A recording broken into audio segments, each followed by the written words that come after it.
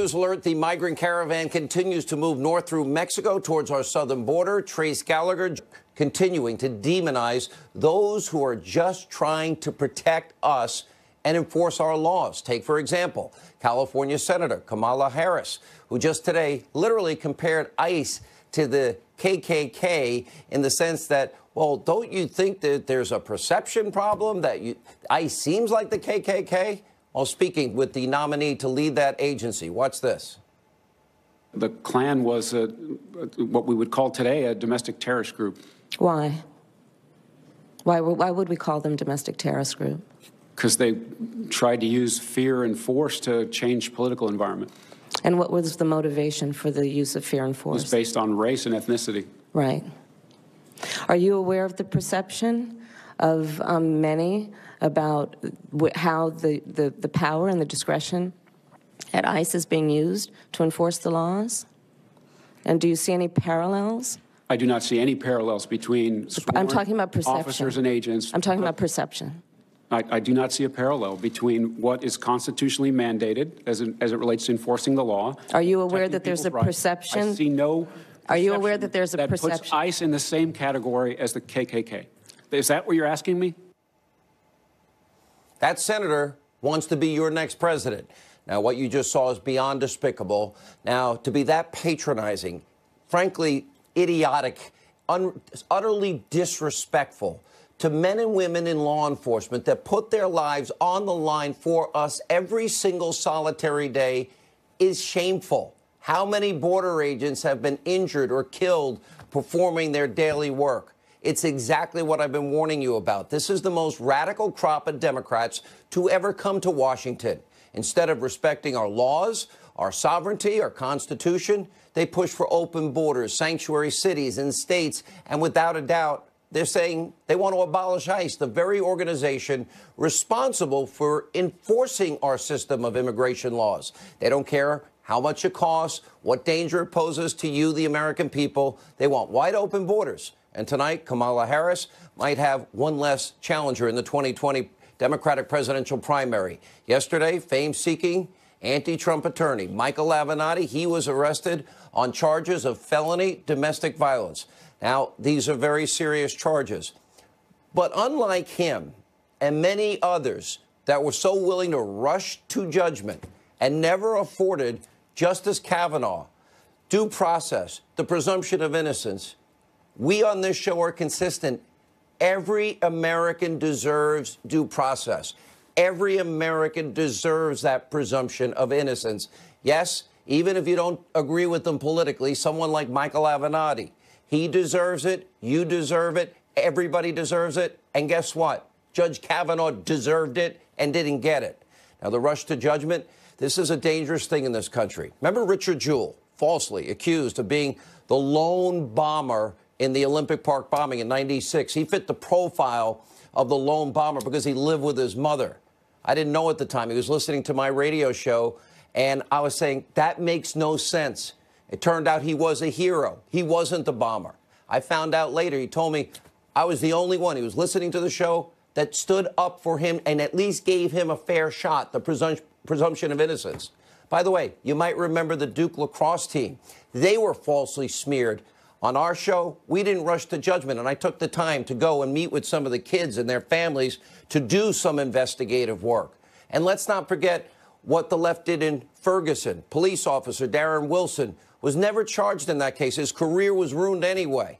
Remember what happened in Baltimore? Everyone rushed to judgment. All those officers were guilty of what happened with Freddie Gray. None of them convicted. How many times did the president at the time, Obama, rush to judgment? The Cambridge police acting stupidly. During every big moment, so many people on the left, if it fits their political agenda, if it's politically expedient, if they can get cheap political points, they rush to judgment just for political gain. No presumption of innocence ever with these people when it comes to politics. So, yes, Michael Avenatti deserves due process. He deserves the presumption of innocence, even though it wasn't that long ago he did not extend that basic decency to Justice Kavanaugh. Frankly, just the opposite. Remember, it was he that pushed a phony claim from a client named Julie Swetnick. Remember, they came out with that affidavit. And at the time, by the way, Alan Dershowitz said he might have to rescind this because the story started to change. And she was alleging that when Brett Kavanaugh was in high school, he participated in numerous parties, gang rape parties, where girls' drinks were systematically drugged, boys lining up in the hallways, waiting their turn to gang rape their teenage victims. And she claimed it happened many times. These claims were given to the Senate Judiciary Committee in a sworn statement. None of those claims, none of them were ever corroborated. No evidence was ever presented. Swetnick later backtracked during an interview with NBC. Judiciary Chairman Chuck Grassley recently referred Avenatti and Swetnick now to the Department of Justice for a criminal probe into their false statements. It is clear that Avenatti, he wanted to derail Judge Kavanaugh's life over these absurd claims. He should have gotten his full story. And how does his own client contradict what he said in an affidavit? He didn't give a rip about due process, presumption of innocence. And now this issue has come full circle for him. Take a look. I have never struck a woman. I never will strike a woman. I've never sexually assaulted anyone. Not in high school, not in college. Not ever. I am looking forward to a full investigation, at which point I am confident that I will be fully exonerated. I know that any kind of investigation, Senate, FBI, Montgomery County Police, whatever, will clear me. Now, in this country, these protections, due process, should never, ever, ever be a partisan political issue. It's not Republican, Democrat, conservative, liberal. It must be applied to every American equally. Sadly, Avenatti wasn't the only person on the left with no forethought, no principles. And just a short time ago, so many Democrats, so many in the mainstream media, they were willing to throw out fundamental, basic rights right out the window because of an unyielding partisan hatred for Judge Kavanaugh. Remember this. This is a monumental defining moment this week when you have someone like Cosby going to prison and then in the same breath having Kavanaugh possibly going to the highest court in the land. I am blown away. Before I saw this stuff, I'm like, oh, come on, what could be in this guy's yearbook? Like, little nonsense. This is sick stuff. Right. The Devil's Triangle in your yearbook forever and ever. These people in Congress right now in that Senate Judiciary Committee, these white men, old, by the way, are not protecting women. They're protecting a man who is probably guilty. Not only do women like Dr. Ford, who bravely comes forward, need to be heard, but they need to be believed. They need to be believed. I just want to say to the men of this country, just shut up and step up. Do the right thing. Let me just say right at the outset, I believe Dr. Ford, I believe the survivor here. I believe her. I stand with her. And do you hope she shows up on Monday? Do you hope that she testifies? I don't think she should be bullied into this scenario where it's a he said, she said. It's a sham hearing. And I don't think she should participate in it. It's definitely attempted rape. I don't see it any other way. Remember, the charges against Judge Kavanaugh were from 36 years ago. Where is the outrage? Those people you just watched over somebody they politically agree with, Michael Avenatti, are they so willing to suspend these fundamental rights when it comes to claims made against him? Why? Because he's a Democrat? Or his name is not Keith Ellison? Another example? There are not charges from 36 years ago. By July of this year, when he was spewing nonstop anti-Trump vitriol, well, guess what? Michael Avenatti appeared on cable news over 200 times. According to analysis from the Washington Free Beacon, fake news CNN, conspiracy TV MSNBC gave Avenatti $175 million worth of free media coverage. Why did he become the star guest? Because he was trashing Donald Trump and Michael Cohen. Now what do we hear about him? Crickets. Now, Newsbusters reports tonight that CNN barely covered the Avenatti arrest. MSNBC also tried to ignore and play down the story. That is in stark contrast to their wall-to-wall coverage of the Swetnick allegations with no evidence of regular gang rapes and drugging of teenage girls when Kavanaugh was in high school. All right, important issue. This is about the rule of law, equal application of the law. Let's not politicize political differences or criminalize differences like this. This is now becoming madness. Now let's turn to the latest out of Mueller's partisan witch hunt. Earlier today, President Trump, he was sounding off, reminding we, the people, the American people, that there's been no finding of collusion. He also highlighted how much money and time this endless investigation is costing you, the American taxpayer. And the president went on to tweet, quote, universities will someday study what highly conflicted and not Senate-approved Bob Mueller and his gang of Democratic thugs have done to destroy people. Why is he protecting crooked Hillary, Comey, McCabe, Page, and her lover, Peter Strzok, and all of his friends on the other side?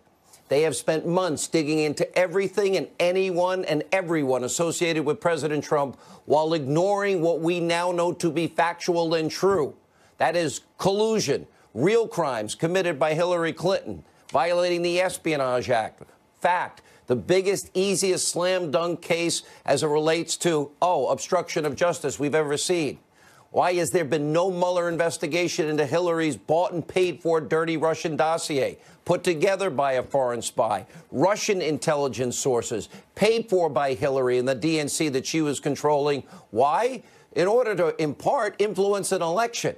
You, the American people, how is that not Russian collusion? What about the dissemination of the Russian intelligence throughout the highest levels of your government? Those Russian lies spread out to the American people before the 2016 election to propagandize and influence people before they voted in that election and use then to destroy President Trump after the election.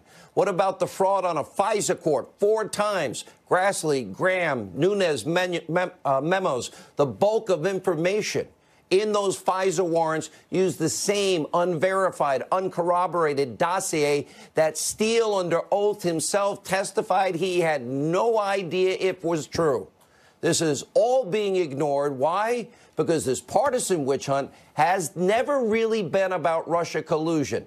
It has been about delegitimize President Trump, started by a guy that says, he should lose 100 million to 0 in the election. The guy that exonerated Hillary and was writing an exoneration before investigation.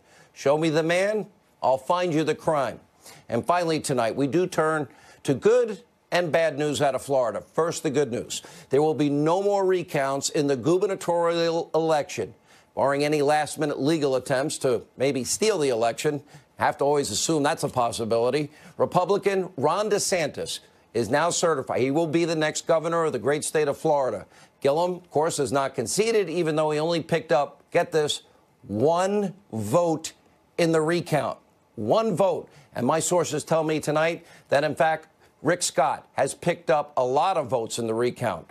In the Senate race, the chaos continues. After a machine recount, well, Rick Scott remains way ahead, having picked up, in fact, some votes. Palm Beach County, once again, failed to meet the statutory deadline, so the original results in that county stand.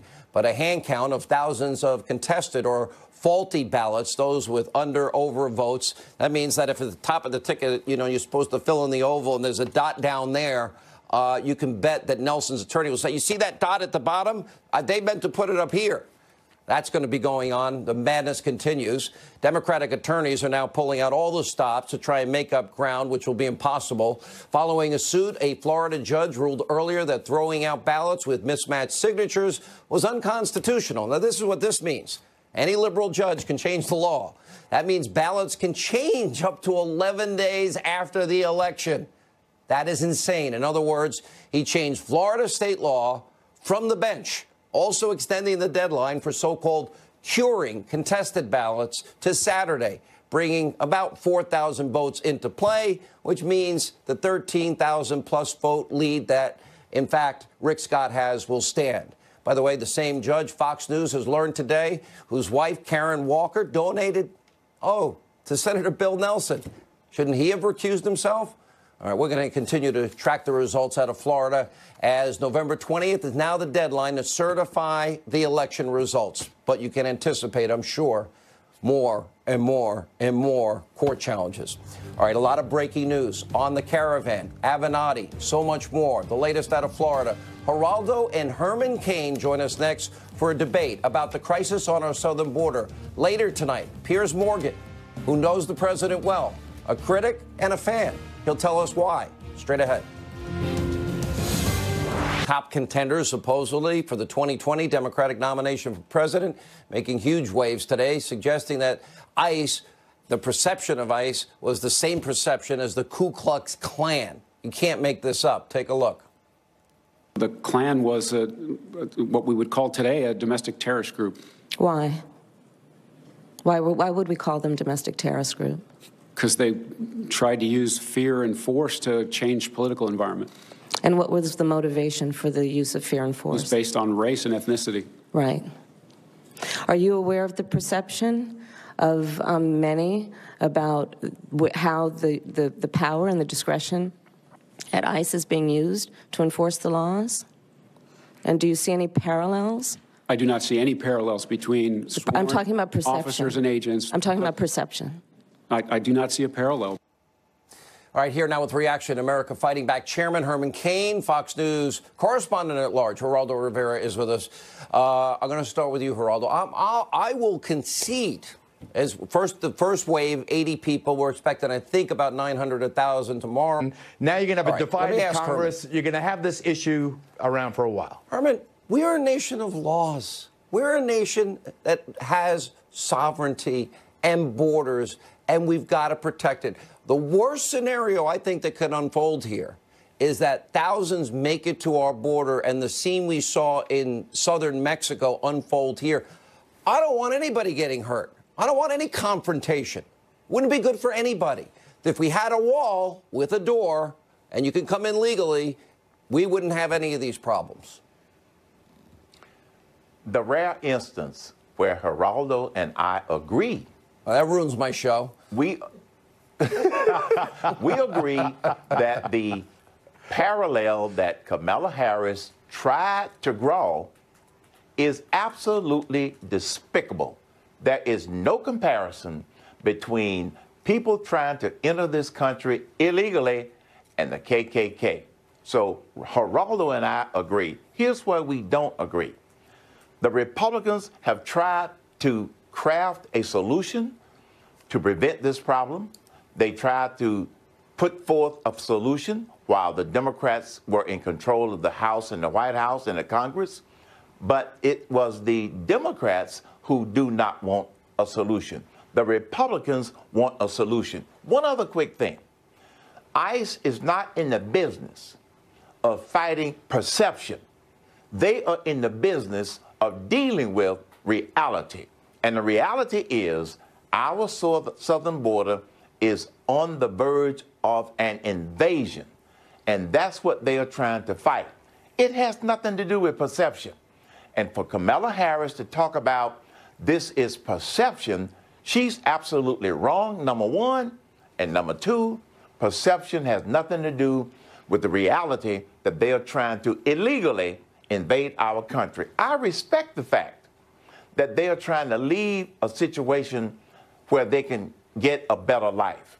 But you can't get a better life by coming into this country and breaking the laws as you try to enter. Geraldo. I just think, Herman, with all due respect, and you know I respect you highly, I think that you can't use language like invade at the same time speaking sympathetically about this pathetic group.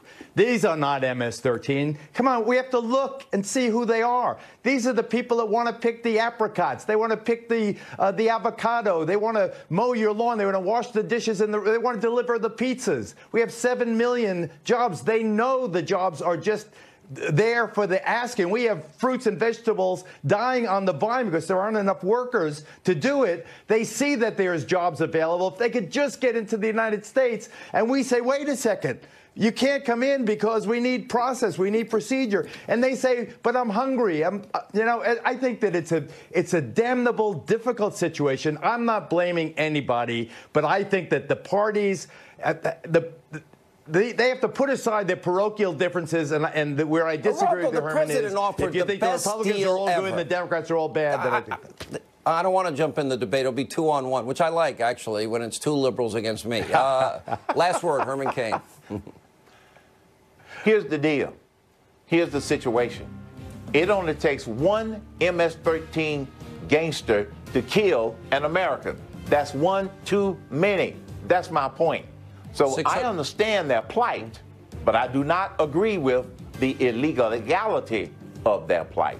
That's where most Americans are. I'll bring back when I sat through the security briefing. 642,000 crimes. Law enforcement presented a huge presentation. I was there with Rick Perry. I've been to the border, 10, 11, 12 times. And I've seen it all up front, up close and personal. All right, thank you both. Geraldo, Herman Cain. When we come back, more hypocrisy on the left. They didn't believe in due process, the presumption of innocence for Judge Kavanaugh. Oh, you won't believe, by the way, how some now have reacted to what happened in terms of the attorney Michael Avenatti. Also, Ari Fleischer, Monica Crowley will be here to respond in an exclusive interview. Piers Morgan, he had to borrow my shirt to be on the show. I'll explain. On suspicion of domestic abuse charges. Didn't take long for Hollywood liberals like Alyssa Milano to disavow him, and the View co-hosts, well, today suddenly are fans of due process. Where did all this come from? It was very upsetting to hear this, very disappointing. If it proves to be true, I will disavow him. I think he should take a polygraph test just to clear the air. I think that would help him.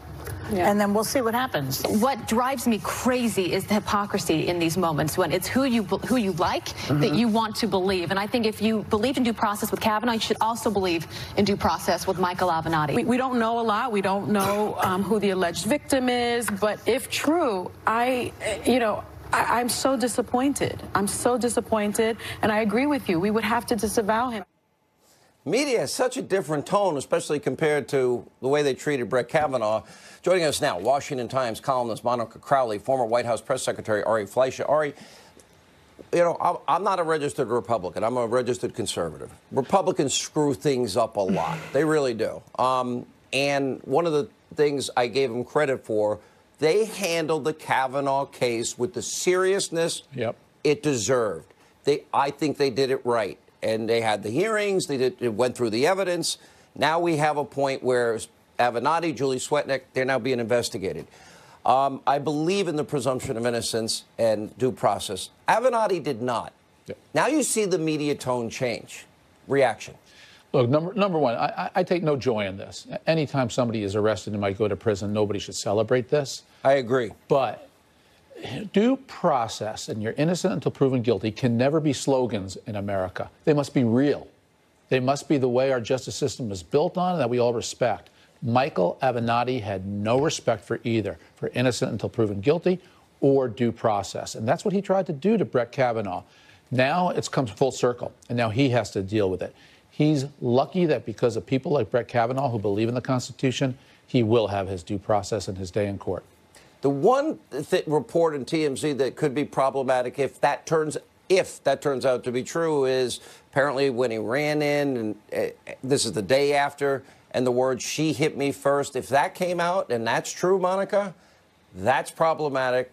In my mind, that would be problematic for anybody. Is that his defense? Well, she hit me first. I mean, it's not. Well, no, it's not he says he didn't do any of it. To be fair to him, right? Look, all of these Hollywood liberals and others who embrace Michael Avenatti as some sort of hero of the resistance, they're all learning right now that you live by the Avenatti and you die by the Avenatti. Okay, he will have his say. He will have his day in court. He will have his own legal representation as he's entitled to. It's very ironic that he was first in line trying to deny that to Brett Kavanaugh. And by the way, President Trump as well with his representation of Stormy Daniels. A lot of these women who just blindly embrace this guy without looking into his background. I mean, he's going through a very messy divorce. His ex-wife had a sworn statement in those proceedings where she claimed that he emotionally abused her. So there may or may not not be a pattern of behavior here with Mr. Avenatti. But the fact that the left just blindly raced to embrace him only because he opposed President Trump and was trying to lead the charge to take on cases to try to destroy him is despicable. On MSNBC and CNN, 108 and 200 total, or whatever the number is, but on those two channels in particular, over 100. What about, Ari, when these issues come up, they don't know any of the facts, they know an allegation's been made, no corroboration, and then when you get deeper into it, like in the case of Professor Ford, it finds out she identified an eyewitness to the incident who said it didn't happen. Right. In that case, Swetnick's allegation was so over the top from the get-go, and then she changed her story. But when people say, I believe her, without knowing anything about the case, what does that mean? Because that happens a lot now. I believe. Women have a right to be believed. I think when serious allegations are made, we need to take them seriously. And the women who made the allegations against Bill Clinton are still largely not believed by those on the left. Look, it's a terrible hypocrisy. If the person is a woman who is attacking or saying that a Republican did something wrong, immoral, the entire left says women are made to be should be believed right from the start. No investigation necessary. I believe. Yet now they're all pausing. It should be one constant standard. It should be the Republican standard. It should be the due process standard. It should be the innocent until proven guilty standard for one and for all, regardless of ideology. That's what Brett Kavanaugh proved at his hearings. The left needs to stop this. I believe anybody if they attack Republicans. Let's just have due process. Yeah, and it shouldn't be political. These issues are too serious. These charges are too serious. The issue is too serious. Nobody wants anybody that abuses women to get away with it. Nobody, no person with a conscience or a soul. Monica, what about the I believe before we know anything? Yeah, I think we're starting to see a turning of this. The Me Too movement started out with very noble purpose. It's been weaponized. We saw that with the Kavanaugh hearings. And now I think with the Avenatti case, we might have a tipping back to the idea that justice should be blind and equally applied. I hope so. All right. Ari, good to see you. And Monica, good to see you. Thank you both. Thanks. When we come back, the only reason Piers Morgan is actually going to be on the show, because he borrowed a shirt and he didn't have one, but he takes on Hollywood's unhinged response to the Trump presidency and what he likes about Donald Trump and what he's a critic on. That's next, straight ahead.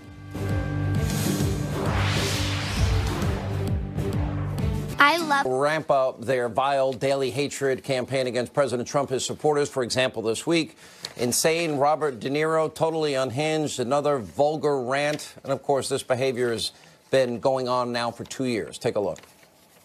Yes, I'm angry. Yes, I am outraged.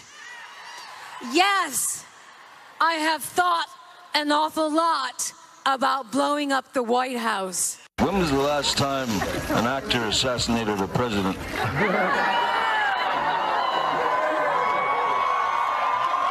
I want to clarify, I'm not an actor. I lie for a living. However, it's been a while, and maybe it's time. Today, the world is suffering from the real Donald Trump. Come on, let's go. What are we talking about? Let's clap for that. This idiot is the president. The guy is a fool. Come on. Our government today, with the prompting of our baby in chief, has in chief, I call him. And yet the president has shattered one economic record after another. Unemployment straight on down the line. Joining us now, he is the editor-at-large at thedailymail.com. Piers Morgan is with us. Piers, by the way, is in the U.S. hosting Daily Mail TV early today and tomorrow. And your show is a massive hit. Your only mistake in TV in the U.S. was lecturing Americans about guns, which I don't want to talk to you about. We could go a long time on guns, Mr. Hannity, if you want to. But let's not do it tonight. Not tonight.